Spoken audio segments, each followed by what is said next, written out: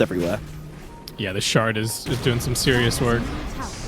Might even be able to delay this to get another fight going. They have killed the bear, so Lou gonna have to be a little bit careful. DY certainly thinking about that, making sure that he can get the grave on it. But Russian's kind of low. XG might just force it.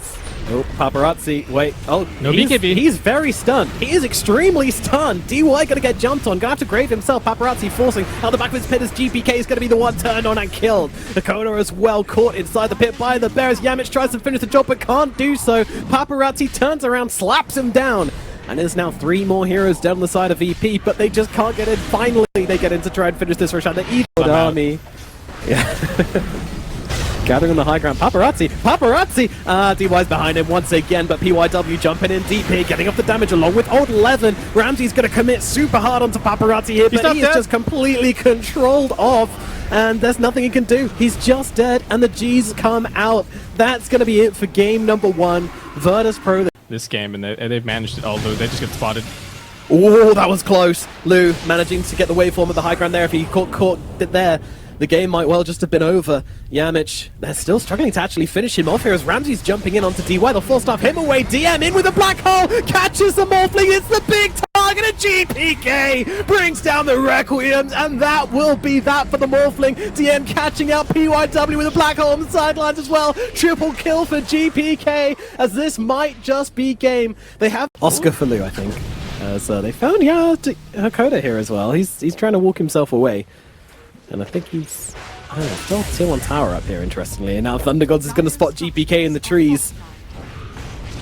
But PYW, he wants one of them. Fishes across and doesn't really catch either as a global silence comes down. And Ramses comes flying into the fight. Gets on top of DY. DY going to get down the tombstone as Ravish comes out of the backlines, but it's BK beat off by GPK. Starts taking chunks out of Old 11, but then decides to TP out. But wait, he just cancelled the TP? He's dead! What happened there? Ramses jumps in though, tries to get on top of Old 11, but he now himself is stunned up by the Shaker. Slammer Jammer comes on down. 2 cores dead. This is possibly a bad thing. Yeah, maybe I could see him isolating himself from his team pretty hard. Oh, huge Thunder Gods are up.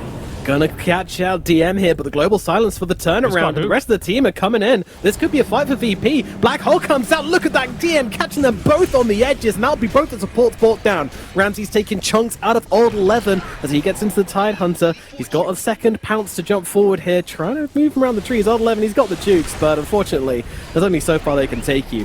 And eventually, they will get through this Tide Hunter. Another pounce, and GPK swings in. It's happening, and they're actually going to make a counter smoke happen. See the Rolling Thunder, and Mickey's going to be in with the double damage rune. That's a big kill, and they'll have plenty of damage to deal with Cuckoo. The Blast Rig's only going to delay it, and they're looking for more as well, as Mickey is already towards the backline. A beautiful use out of the Rolling Thunder means that T1 will not be able to escape as Martu just charges in forward. Look at the damage coming out from the Terrorblade. They've got no answers to him. Given the surge, given the DD, and Martu will clean up. He will. To connect, they can glimpse back with the ward on the higher ground. They've got the Static Storm laid down. Zai's nearby to try and buff up the Terrorblade as best as possible to keep him alive, but the vacuum puts Zephyr on the higher ground, but it will not matter. He's able to reposition. A lot forced out early on, but Thompson's got no one behind him. And Onslaught into the middle with the BKB, but as soon as the BKB expires, they will surround the Primal Beast and bring him down. As Mickey is not done just yet as well, but the Arcanum Shard stopping the glimpse. He'll get the kill, but Arna can turn it back around. Boxy nearby, the chain controller's got the Echo Slam if he wants to layer it down, but Monto again, the Sunder onto Arna. Now the Echo Slam for good measure as T1 just get diced up as Liquid find all 5. They do indeed. So if they look to jump Thompson again, Kiss is still on cooldown for another 15 seconds as T1, they are playing behind the Enchantress. Zai's going to find an angle over the cliff line. It's a pretty decent hook shot from Zephyr, but Thompson still is the first one to go down as now Liquid, they'll turn to deal with the Tombstone, and now they can clean up the remaining forces onto T1 as a stampede to close the distance. No escape out of Cuckoo, and Arna is nowhere to be seen. Hang on, BKB's on cooldown. He will not be able to BKB TP out.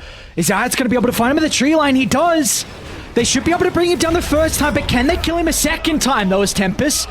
They'll be able to bring their force to try and protect him on the respawn, but already Chrysalis is laying down the Wukong command, but where's the control to keep him inside as Kataru steps out, Sabas is in with the Rolling Thunder. They've done an incredible job to get the Bloodseeker out, and now Tempest, they can consider about going back in if they want to, as Kataru is in with the BKB, but the damage is not ramping up. They haven't brought Secret down low, so the thirst is not there. A Secret standing their ground, Chrysalis with the double boundless strike. He needs a way to lock them into place. But Tempest, they can reposition to the T2 tower, but they haven't got it on top of Nisha. As the sniper's damage starting to rack up, but they've got to be cautious, so you need to respect Tempest and the long drawn-out fights, as they're going to go back in. Nisha's in trouble towards the Secret shot, but it's only Zayat's nearby to buy in some time, and Nisha, he'll look to turn it around. Gets the kill onto Drak, and he's still got the BKB to work with. Nisha pummeling into them. He'll get the finishing blow, and Nisha doesn't even die. Hold on that thought though, Sabas jumping over the tree line. What's going on? Nisha, can he stand his ground? The Mano against the Bloodseeker. He's pushing Kataru back. One more right click, but he doesn't have the damage. As the Bloodseeker will win the duel and come out on to be able to take a team fight. Found him again. Zayat is going to look to take that away. Onto the Undying. They go. Oh, this by Carapace. Oh, it's perfect. Zayat with the chain control, but Sabas is okay for the moment. The damage, they'll turn it back around, dealing with the first life on the Storm Spirit and Tempest. They got to get out. Sabas is not in fighting shape with all the ultimate charges on cooldown. They'll turn to Slardin instead. The easy kill onto the Earthshaker. They're going to be cautious with their positioning because Kataru's in trouble, but not messing around. A BKB will protect the sniper inside the base. They go. They don't care about how deep they dive because they know that Tempest are not in fighting shape. A Secret just swarmed inside their own territory, and they'll find all 5. Yeah, for sure, that early Glimmer Cape is going to do a lot to be able to prevent whoever's getting dived on.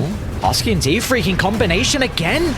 It's going to be the Enchantress that's in trouble. Z-Freak will get the Magnetize off before they secure the kill. But Radiant, they have to be cautious how long they want to stick around. They've made the executive call to back off. Moo's going to look to cancel the onslaught as soon as they see the Rolling Thunder coming on over. But in fact, Constabile, he wants to take the team fight. But meanwhile, Gunnar, he's been surrounded away from the Wukong command. They don't have a way to protect the Shadowfin and up Polaris. All their members surrounding Constabile. Now Moo look to enter the fight as well. One by one, Nouns go in and Polaris will clean up. That's something that's going to allow him to just stand there, pop the BKB, and right-click when that Rolling Thunder's starting to come through. That's going to be such a key. It's a lot of vision for Radiant. It's a pretty good Wukong's command as well, but instantly they're going to look to retreat and back off to the high ground, as Natsumi needs to respect this and roll in, but Z-Freak he's entered the middle of the fray, and Polaris have been able to spring the trap with the BKB soon to expire. They might be able to turn it around on Nouns, as Gunner's going to be into the middle, tries to set up with the BKB into the Requiem. The timing needs to be perfect, and it is. They've got the combo out, but the Glimmer Cape, it's buying some time, but it will not matter as Lelouch ends up going down. But Natsumi is going to look to re-enter the fight, unable to sidestep the use of the Boundless Strike. The Chain Frost, however, bouncing back and forth, and now Force is going to be into the middle with the Rolling Thunder. They can clean up. Gunner, the sole survivor, he will not be alive for too much longer, as Force and Xavius in combination together will clean up the Shadow Fiend. Fallen on their side in this game so far. Old 11 looking to move in. Shiva's Matumba Man in with the jump. The Hex comes out to interrupt him. Kiss on the backline. Wukong's goes down. Stampede to try and reset and get a better position in here, but the Shaman still can't survive through it.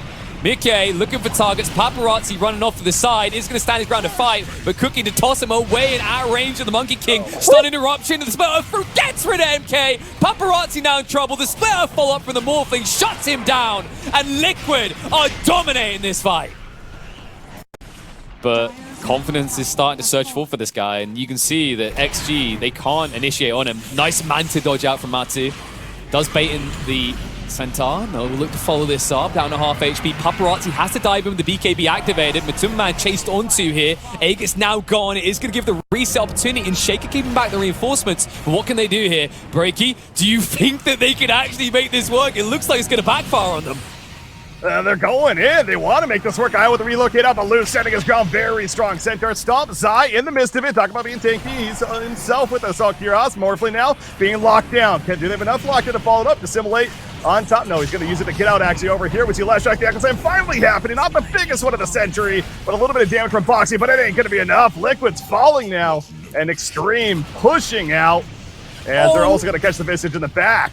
So they turn around, they realize Zai's still hanging around. It's going to be 4 dead. Shadow Demon, let's make it all 5. Double kill for Lou. That's it.